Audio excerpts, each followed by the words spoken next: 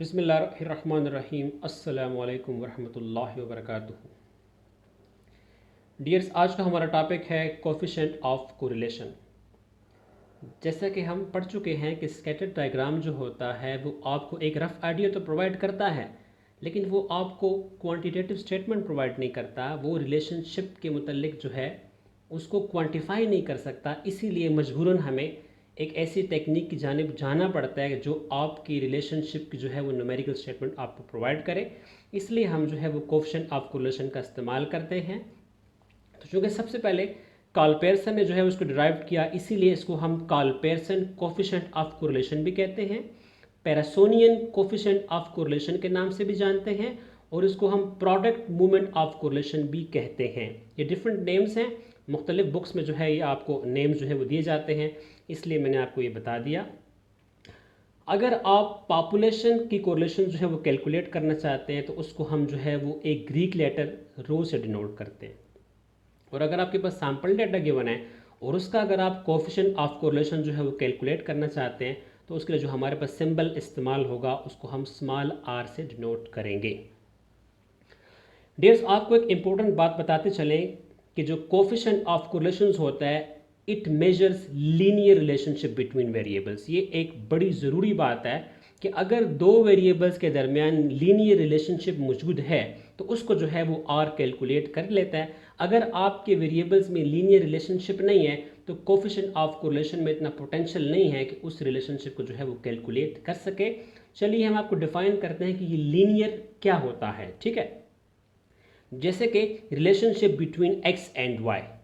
ठीक है, अगर आप x और y के दरमियान रिलेशनशिप देखना चाहोगे तो ये लीनियर रिलेशनशिप है। जबकि आप कहते हो कि मैं x और y स्क्वायर के दरमियान रिलेशनशिप देखना चाहता हूँ तो ये लीनियर नहीं होगा, क्योंकि स्ट्रक्चर चेंज हो गया है। एक आपके पास x है, सेकंड आपके पास y स्क्वायर हो गया।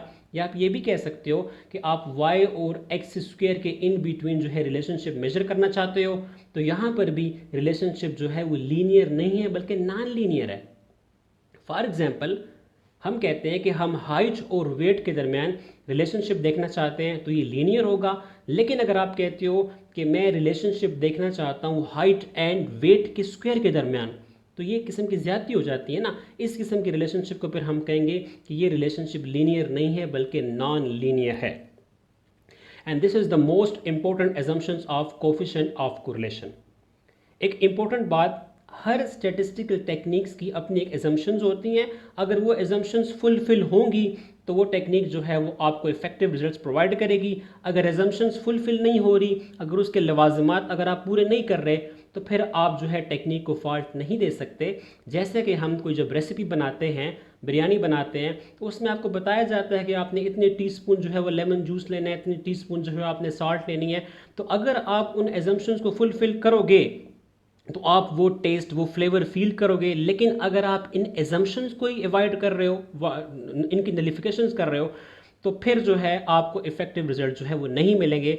That's why I am asking that this is the most important assumptions of coefficient of correlation, that x and y must be linear. Coefficient of correlations की हम प्रॉपर्टीज पढ़ते हैं कि इसकी क्या करेक्टरिस्टिक्स हैं, इसमें कौन कौन सी खुसूसियत है। तो पहली खुसूसियत जो है वो ये है कि coefficient of correlation is symmetric about x and y. इसका मतलब क्या है, अगर आप x और y के दरमियान रिलेशनशिप देखना चाहते हो या y और x के दरमियान रिलेशनशिप देखना चाहते हो, दोनों का आंसर क्या आएगा, सेम आएगा।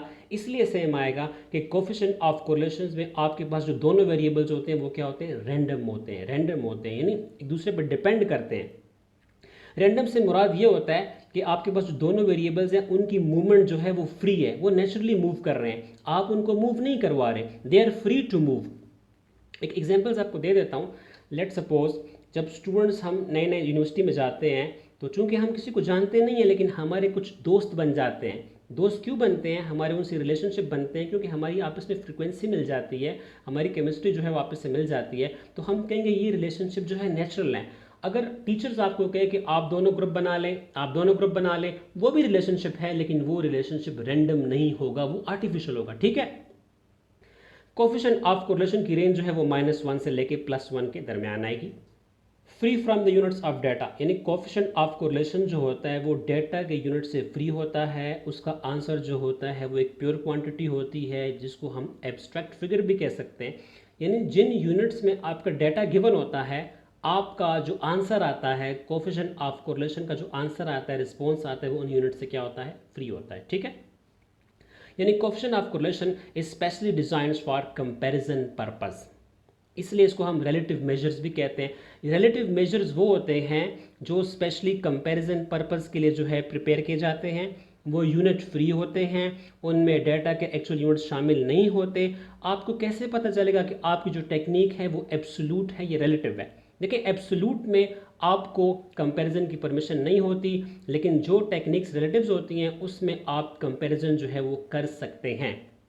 आपको एक इम्पोर्टेंट बात बताता चलूँ कि आपको कैसे पता चलेगा कि जो टेक्निक है ये रिलेटिव है कि नहीं। तो उसके साथ एक लफ्ज़ की अटैचमेंट होगी जिसे हम कहते हैं कोफिशिएंट।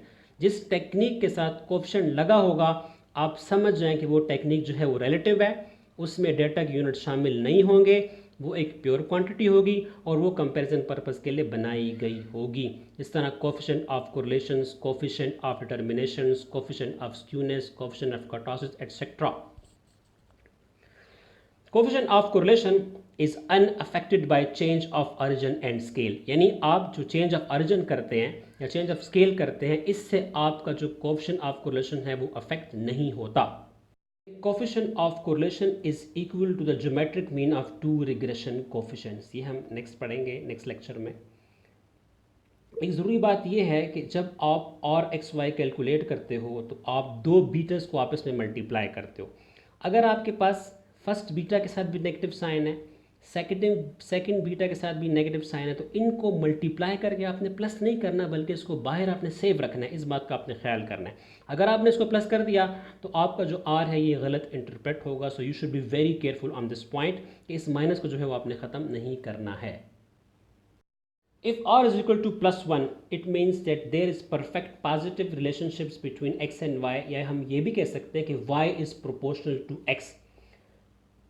मतलब ये कि आपका x भी इंक्रीज हो रहा है और y भी इंक्रीज हो रहा है, लेकिन x की जो वैल्यूज इंक्रीज हो रही हैं उसमें एक प्रॉपर कांस्टेंट आ रहा है। क्या आ रहा है? इसमें 2 कांस्टेंट आ रहा है, और उस 2 को मद्देनजर रखते हुए आपके वेरिएबल्स की जो वैल्यूज होती हैं वो क्या हो रही हैं? बढ़ रही हैं। और अगर हम सेकंड वेरिएबल्स को देखें, वो भी बढ़ रहा है, लेकिन इसमें भी एक स्पेसिफिक कांस्टेंट जो है वो इन्वॉल्व है। वो क्या है? 10 है।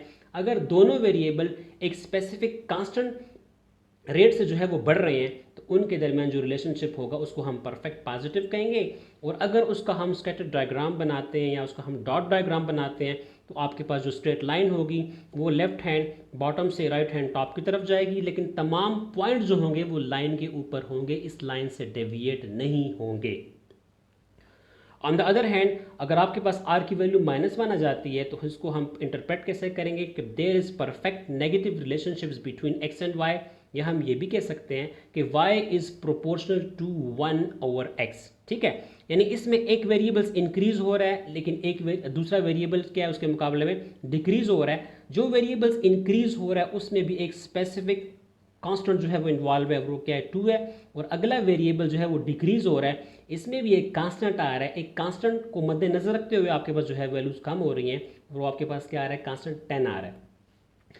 इस किस्म की रिलेशनशिप को अगर हम प्लॉट करेंगे स्कैटर डायग्राम पे, तो आपके पास जो लाइन आएगी वो आपके पास लेफ्ट हैंड टॉप से राइट हैंड बॉटम की तरफ आएगी, और आपके पास जो पॉइंट्स आएंगे वो एग्जैक्ट लाइंस के ऊपर आएंगे, इससे डेविएट नहीं होंगे।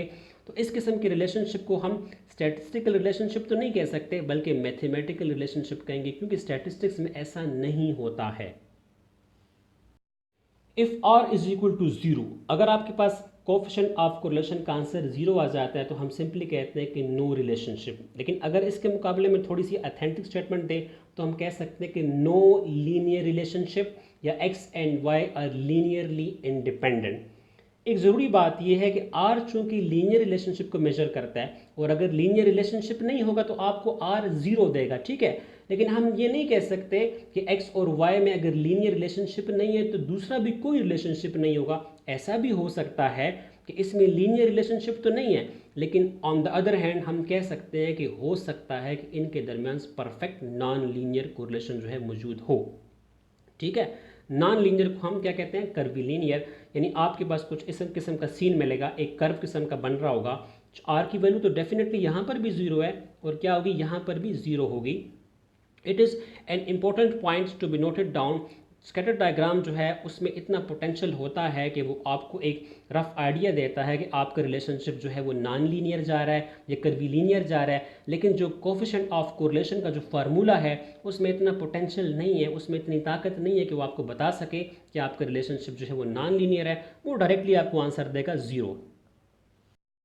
डियर, सबसे इंपॉर्टेंट पॉइंट जो है आपको डिस्क्राइब करने जा रहा हूँ कि अगर आपके पास आर की वैल्यू कोफिशिएंट ऑफ कोरिलेशन का आंसर ज़ीरो आ जाता है तो आपके पास वहाँ पे दो ऑप्शंस आएंगे। हो सकता है कि आपके पास ये वाला सीन आ जाए, हो सकता है आपके पास ये वाला सीन आ जाए। अगर ये वाला सीन आए तो यहाँ पर भी आर की वैल्यू ज़ीरो है, यहाँ पर भी आर की वैल्यू ज़ीरो है, लेकिन यहाँ पे इंटरप्रिटेशन डिफरेंस हैं। इसके मुतालिक हम इंटरप्रिटेशन कैसे करेंगे कि x और y में कोई लीनियर रिलेशनशिप मौजूद नहीं है, इसलिए आपके पास r की वैल्यू ज़ीरो आ गई है। और हम यहाँ पे कहेंगे कि x और y के दरमियान परफेक्ट नॉन लीनियर रिलेशनशिप जो है मौजूद है, इसलिए यहाँ पे आंसर r की क्या आ रही है, ज़ीरो आ रही है। तो इस पॉइंट्स को जो है आपने बगौर जो है वो सीखना है। डियर्स, मुझे उम्मीद है कि आपको जो है हमारा लेक्चर जो है पसंद आया होगा, चूँकि कोफिशिएंट ऑफ कोरिलेशन जो है वो काफ़ी इंपॉर्टेंट टॉपिक है इंटरव्यू के लिहाज से। तो अगर कोई प्रॉब्लम्स आप फेस करें, कोई कन्फ्यूजन्स हो, तो आप हमें कमेंट कर सकते हैं। इंशाल्लाह हम आपके कमेंट्स के ऊपर जो है अमल दरामद करेंगे। एक शेर से हम आपसे इजाज़त लेंगे। कभी ना टूटने वाला हिसार बन जाऊं, कभी ना टूटने वाला हिसार बन जाऊं, वो मेरी ज़ात में रहने का फ़ैसला तो करे।